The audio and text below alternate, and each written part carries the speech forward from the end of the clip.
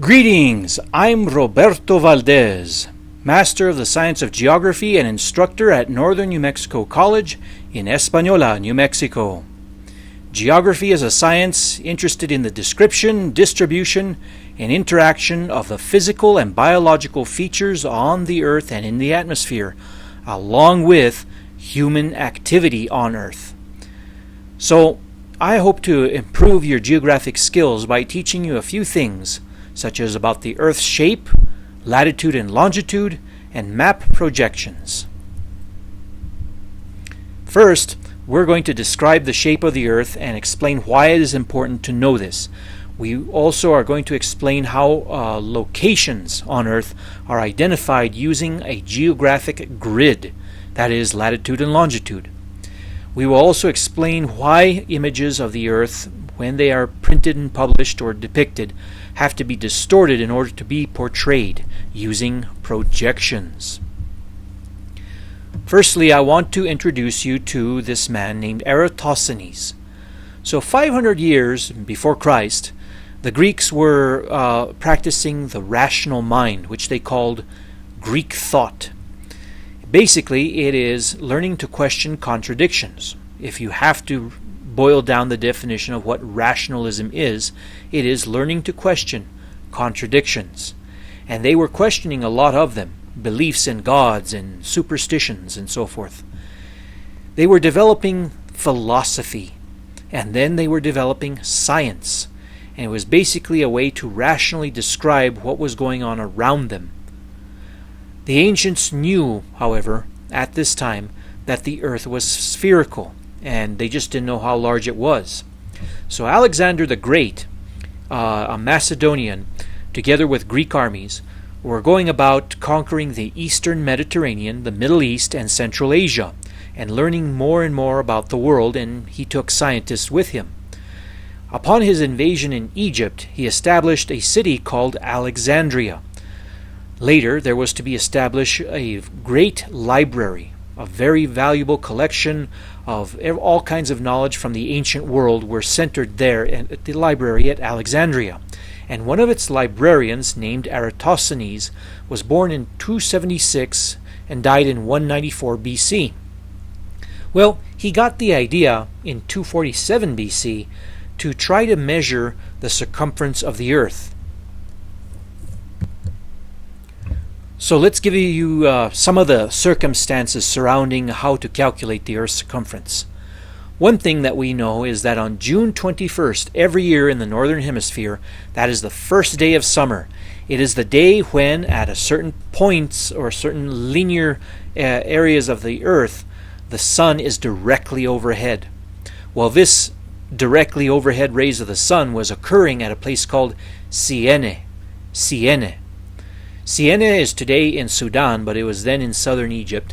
And travelers noted and brought back news to Eratosthenes that when they looked down on the well on June 21st, the person's head would block out the sun, and there was no shadow cast into this cylindrical shaft down to the water table.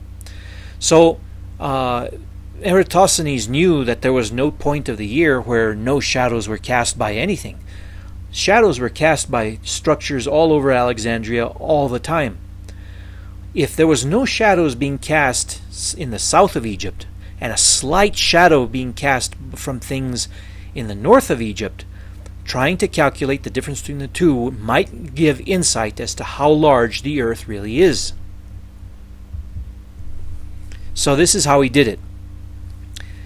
Siene in the south had the direct rays of the sun overhead, whereas Alexandria had a slight angle of about 7.2 degrees on that day, on the 21st of June. All he needed to know was now have somebody, he hired a person to pace out the distance from Alexandria, Egypt to Siene.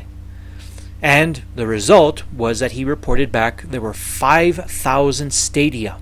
One stadium, from which we get the word stadium, was about 578.74 feet. So calculate that times 5,000 times. And factor in the 7.2 degree angle that is different for the shadows cast in Alexandria. Now the two angles using geometry are going to be the same between this hypothetical converging of these radial lines all the way down to the center point of the Earth.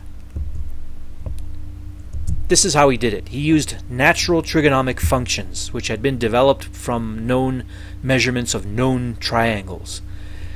So he determined that the Earth's circumference was 272,000 stadia. This translates to our measurements of today, 27,402 miles. Now we know the polar circumference of the Earth today is at 24,860 miles. So there is some, several thousands of miles difference, but for the time that he was operating in and the limitations that he was operating in, he was only 10% off. He did pretty good. Eratosthenes also determined that there were climatic zones operating on the Earth. The further north you went, the colder it got. So he hypothesized that the planet had an Arctic zone and an Antarctic zone that were frigid, and they called them the frigid zone.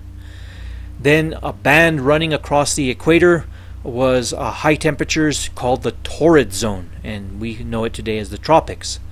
The ideal for the development of civilization in the eyes of the Greeks occurred in the temperate zone, which was a band running including North Africa and all of Europe and into Central Asia. So he also went further with this, and he developed a map using a grid system in which he depicted, using that grid system, 400 cities. So not only did he conceptualize the Earth as having climatic zones, he also mapped out the world known to the Greeks at the time using ideas of a grid. Much later, in Anno Domini, or Year of Our Lord 150, a man named Claudius Ptolemy, operating in Alexandria, Egypt, and taking the work of his predecessor Eratosthenes, developed a work which he called the Geographia. In this Geographia, he presented the idea of 3 map projections. He identified 8,000 geographic features. Not all of them did he know himself, but he obtained a lot of information from travelers. And he invented the latitude-longitude coordinate system that we pretty much use today. So it extended all the way from the Canary Islands in the Atlantic, which is all the way to the far left of the map shown here, the west, to the east, which was Southeast Asia and Central Asia. So this was the inhabited world known to them, and he called the inhabited world the oikoumene. Oikoumene. So that meant inhabited world. So he mapped out the inhabited world using a grid system, threw in 8,000 geographic features, and built what we would call the first comprehensive map of the Northern Hemisphere. Earth you could think of as a sphere. I mean, some people say it's round, but really what they're trying to say is it's a sphere or spheroid. But we find out that's not true either.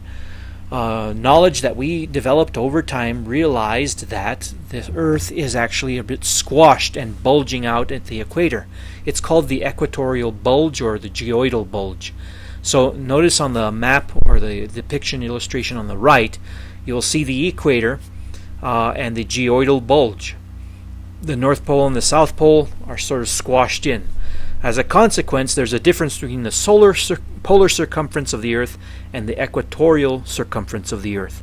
And these are depicted in the illustration at left, where the polar circumference is 24,860 miles versus the equatorial circumference of 24,902 miles. A difference of 42 miles. Not much, not noticeable to us, but let me show you some more. If you can see that Earth is flattened at the poles, they were starting to call it an ovoid. An ovoid. So scientists were studying the ovoid as Western civilization was developing, in this case in the 1700s, the 18th century. So various European powers like the French, and in this case the Spanish, I found these illustrations from a Spanish atlas, depicting a place called Quebec, Canada, on the left, and Torneo, Finland, on the right. Now, on the globe on the left, you'll notice the center of it has the words Mar del Sur, and that's what the Spanish call the Pacific Ocean, the Ocean of the South, Mar del Sur. On the right-hand globe, you'll notice Mar del Norte. Mar del Norte refers to Ocean of the North, and that's referring to the North Atlantic. Anyway, there was some investigation of this Torneo, Finland, because that's a kind of a flat spot on the Earth's surface. So, because the Earth is not quite an ovoid, they had to invent a new word just to describe the Earth's shape, and it's called geoid. It is the description of Earth having an uneven surface of its crust, a dynamic surface. In other words, a surface that is moving super slow by our estimation, but nevertheless it causes it's involved with this theory called plate tectonics, in which the Earth crust has several plates, of which cracks rub against each other and are the source of volcanoes and earthquakes in those areas. Now, let's take the geoidal heights that we saw on the prior map, the red, which is here on the northwest of Europe, and the blue in the Indian Ocean. And I'm going to show you now this purple spot on the left is in the Indian Ocean. In fact, a lot of the ISO lines that are herein depicting the irregularities in the Earth's surface are obscuring the portrayal of the continents like you're probably used to seeing them. But take my word for it, that is the Indian Ocean. There's a big trough or basin of sorts. And then just east of that, in Indonesia, there is a height. And then in South America, there's another height portrayed here in green. And then in northwestern Europe, there is that rather significant bulge. The one that was depicted here in red is the same one here labeled Europe. So here's why we need to know the precise shape of the Earth. It can make a big difference to us in human terms. There are irregularities that must be accounted for when you do land surveys, and when people, different nation states and sovereign nations are getting territorial about certain claims to ocean floors. And then you also have to account for airline flight paths and their destinations, where their location might be. It's in a three-dimensional location where you have to know the Earth's height. So the studies of forces of nature on Earth and the scientific study of outer space, when you launch a rocket, we need to know the precise three-dimensional location of the launch pad, for example. So for London, the spheroidal surface is herein showed 250 feet above the actual geoidal surface. So the geoidal surface is the accurate one that we have today. The spheroidal surface is the hypothetical one if the Earth was a sphere. Let's look at latitude. Latitude is defined as a hypothetical. If you were to carve out a chunk of the Earth and get to the core, you could measure an angle northward or southward from the equator. The equator, herein portrayed, right here, is the dividing line, the middle line on the globe, on the geoid, that divides the northern hemisphere from the southern hemisphere. And so how far north in degrees pivot on this radial point right here, in this case 49 degrees northward, puts you in Central Asia. So all of these inclination or lines that run parallel with each other with the equator, which is 0 degrees, 10 degrees, 20 degrees, 30 degrees, all of these are called lines of parallel or latitude. So latitude runs east-west. It's a continuous line around the geoid that doesn't interconnect with any other line, but just increase in inclinations all the way up to 90 degrees, which is dead north, North Pole. So 0 degrees is the equator, 90 degrees is the pole, and everything else in between is measured according to numerical values within between 0 and 90. Now, You have to realize that the North Pole is often determined by sighting the North Star. But the North Star, called Polaris, is 1.5 degrees off from true North Pole north. So here's a portrayal of it. If we were to put a rod right through planet Earth, right through the geoid, we'd be able to sight the North Star, right? But an actual sighting of the North Star in the night shows that the star is slightly off center. It should be right there. Instead, it's a little bit off right there. This is time-lapse photography. So basically, they set up a camera, aim it at Polaris, leave the shutter open in the night, and let the Earth rotate, and so all the stars come out as these long arc lines. And it clearly demonstrates that Polaris is a little bit off of center. Nevertheless, that doesn't make or mean that Polaris is a useless star. We've used it since quite long historic times into ancient times. Sighting the North Star is basically easy. You go and you find the Big Dipper, which is herein portrayed, Al-Qaid, Mizar, Alioth, Dubhe, and so forth, and you count roughly 5 of these lengths from Dubhe to this bottom of the Big Dipper, northward, and it puts you right where the Polaris is, the North Star. And so a ship sailing on the ocean a person could measure an angle from the horizon to Polaris, and this angle, the difference between the horizon and how high Polaris is in the sky at night, put you at a known latitude. And so shown up here on the right is a Spanish navigator in 1552 using a peculiar cross staff instrument. You can see he's sighting the North Star right here. So this is how you determine the altitude of Polaris in the northern hemisphere. Now mind you, it only works in the northern hemisphere. Once you start sailing southward towards Africa, you lose sight of it below the horizon, and then, oh dear, you're kind of all the stars in the sky, of course, move and don't stay still. Only Polaris does, relative to the others anyway. So latitude involved the early explorers sailing from Europe south to Africa, and then they encountered that problem in which you get to the south of Africa and you start losing sight of the North Star the closer you get to the equator, and you risk getting lost. So the equator is the 0 degree line, where Polaris would be 0 on the horizon. Therefore you wouldn't be able to see, or would lose sight of it on the horizon, and therefore you could get lost. But as long as you're north, you had the opportunity to use various instruments. This one was a fancier one developed called a sextant. A sextant derives from the word for 6. In other words, they got a big, large circle, divided it into 6 pizza slices of sorts, and developed this instrument, which has what they call a vernier. The vernier is a set of numerical values like a protractor along here, in which it has a small scope in which you sight the sun using a set of mirrors. So you turn this part of the instrument upward, and this mirrors will sight the sun for you.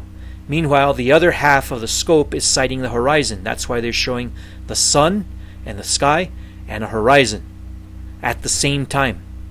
So it's a funny instrument, but it allows you to look at the sun and look at the horizon at the same time in either half of the scope view, and then measure that angle, and there you get your calculation that you put on a navigational chart and determine your location on the open ocean.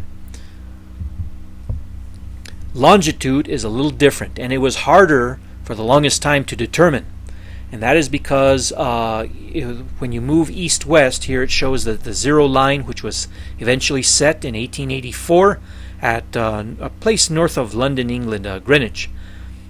And anyway, the 0 line runs from the pole, hypothetically, down. Now all of these are mathematical calculations. There's no actual line on the ground or in the sky. But these are determined by agreeing to a 0 point and then moving east and west of it. So east of it and west of it give you longitude. So longitude is often expressed in how many degrees east or west of the Greenwich prime meridian. So all of these are called meridians. They're not only called longitudes, they're called meridians. This is the prime meridian, the 0 point. And so how far east and how far west, in this case where west of it you sail, is determined using special clocks, at least in the old days. So now this became important. Before they agreed in 1884 to set the Greenwich prime meridian at Greenwich, England, every European power pretty much used their capital city in a particular observatory or point there as their 0 point. So no nations could commonly agree on latitude or longitude, or really longitude.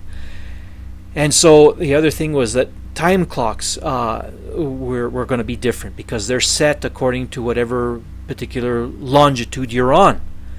Because of this disagreement, as the European powers began to engage in what they call international commerce, they sat down and they decided, let's all agree that we're going to use the same kind of clock and tell time the same way. And so this is the product of it. Now, they've done some significant alterations to the time zones, but basically time zones are somewhat based upon longitude. So going by the colors, if for example you were here in New Mexico using mountain time at 12 noon, in London you were at 7 p.m. already. They're ahead of us. They're already going to experience nighttime. Meanwhile, people out in the Pacific Ocean are barely going to start their day. So what is 8 a.m. here, we're already noon. In Alaska Fairbanks, they're at 9 a.m., we're at 12 noon. We're already lunchtime. They're having breakfast, we're having lunch, and the people way out in the Atlantic, maybe on a ship somewhere, they're having dinner. So as a consequence of having universal time zones agreed upon by all nations, they're now able to engage in international commerce a lot better, a lot easier. So this right here shown, I have it here highlighted in green, this is what they call the international date line. In other words, one day changes into another at this red line right here. So you have to change the calendar day crossing that line. And meanwhile, the prime meridian, it's just merely setting the 0 point right here. So the international date line and the prime meridian are two important vertical meridians that run along the globe by which international business and politics is conducted.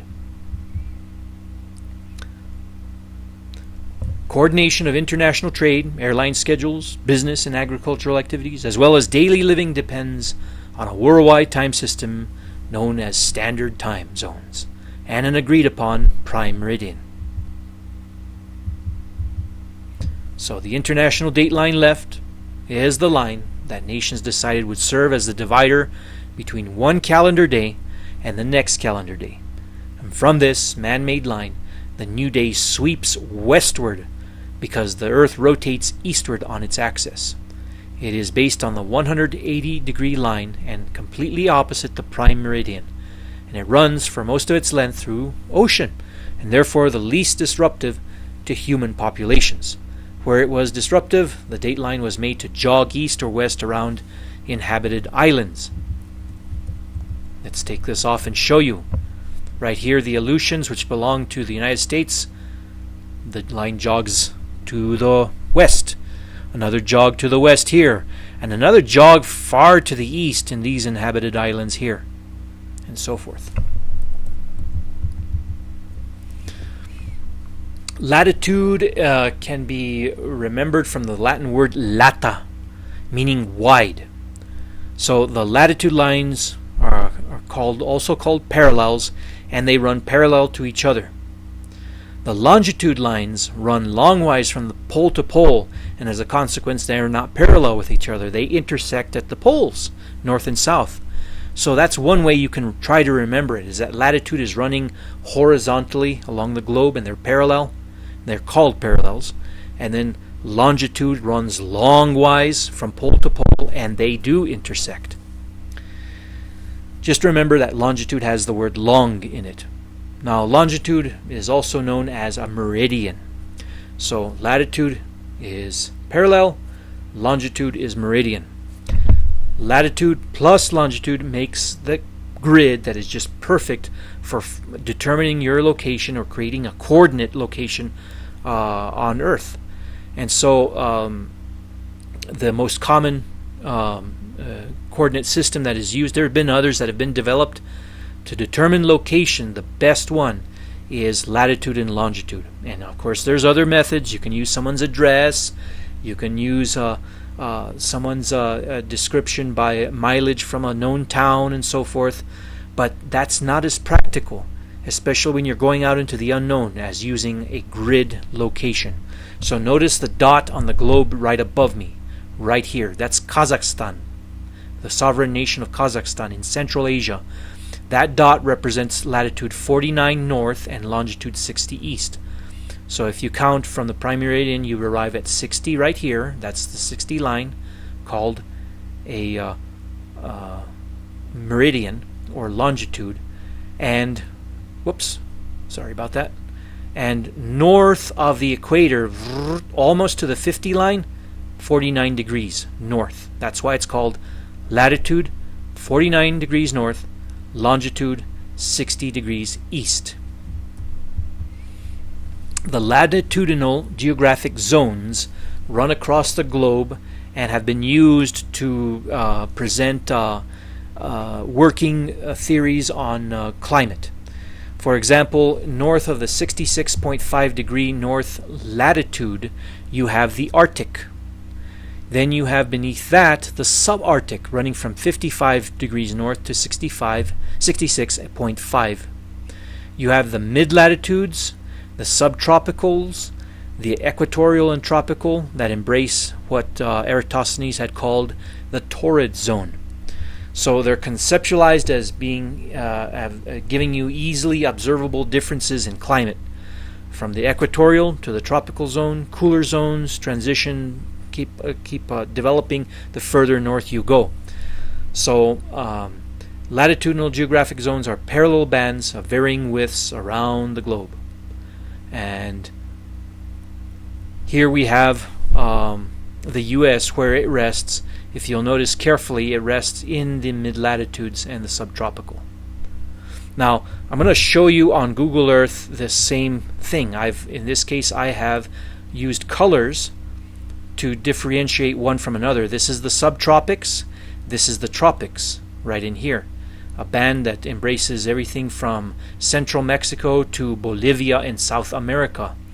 And in the American Southwest, El Norte Mexicano, there is a line running from the north, embracing northern Mexico, and about 2/3 of New Mexico, whereupon we transition into a temperate zone here, embracing most of the United States. But notice that we share a lot in common with the American South, although they get more rain, and all the way running to Los Angeles, California, and down into Baja and Sonora, Chihuahua, Coahuila, South Texas, and so forth. All fall within the subtropics. The purple comprises the temperate zone.